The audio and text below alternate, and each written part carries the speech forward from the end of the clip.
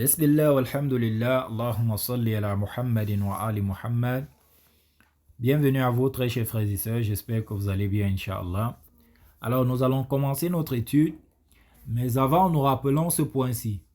Inch'Allah, lorsque l'on parlera de points sensibles et très importants, eh bien nous prendrons la peine de télécharger les livres sources des références que le cheikh aura donné, Inch'Allah, afin que nous puissions aller voir de nos propres yeux.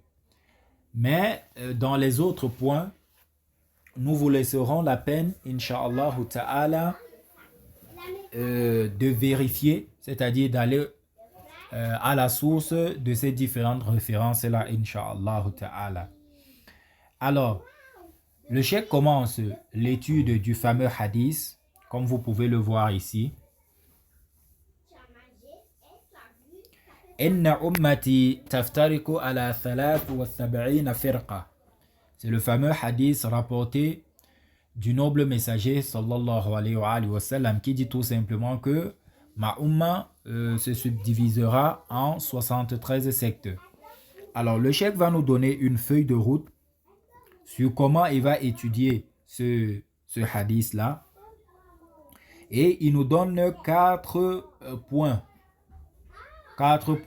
selon lesquels il va avancer dans l'étude de ce hadith-là. Premièrement, il nous dit quoi? هل الحديث نقل بسند صحيح قابل للاحتجاج به أو لا.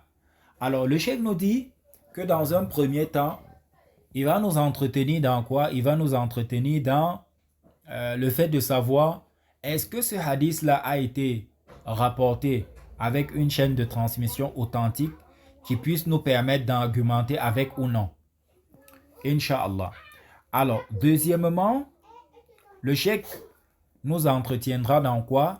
ما هو النص الصادر عن النبي الأكرم صلى الله عليه وآله وسلم في هذا المجال فإن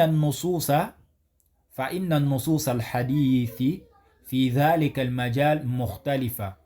Alors, dans un deuxième temps, le cheikh nous entretiendra, Inch'Allah ta'ala, sur le fait de savoir véritablement quels sont les alphas, quels sont les mots que le noble messager sallallahu alayhi wa sallam aurait utilisé dans ce contexte-là, c'est-à-dire celui de prédire que sa umma se subdivisera en 73 sectes. Pourquoi? Parce que dans les différents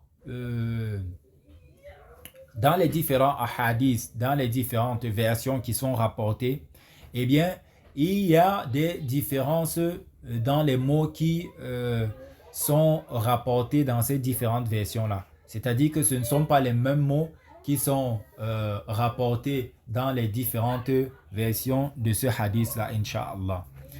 Alors, troisièmement, le cheikh nous dit ceci. ما هي الفرقة الناجحة من هذه الفرق المختلفة فإن النبي قد نص على نجاة فرقة واحدة كما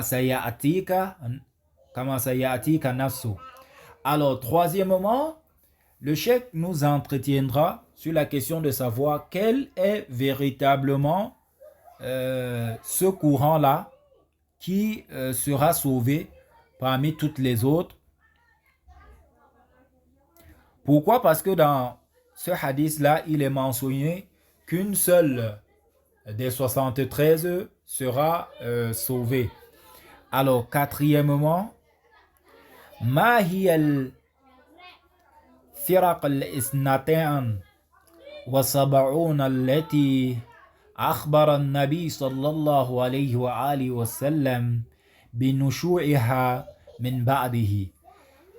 Je vais m'arrêter ici dans la première partie du quatrième point. Eh bien, il sera aussi question de savoir quelles sont les 72 autres sectes que le noble messager a annoncé qu'elles verront le jour.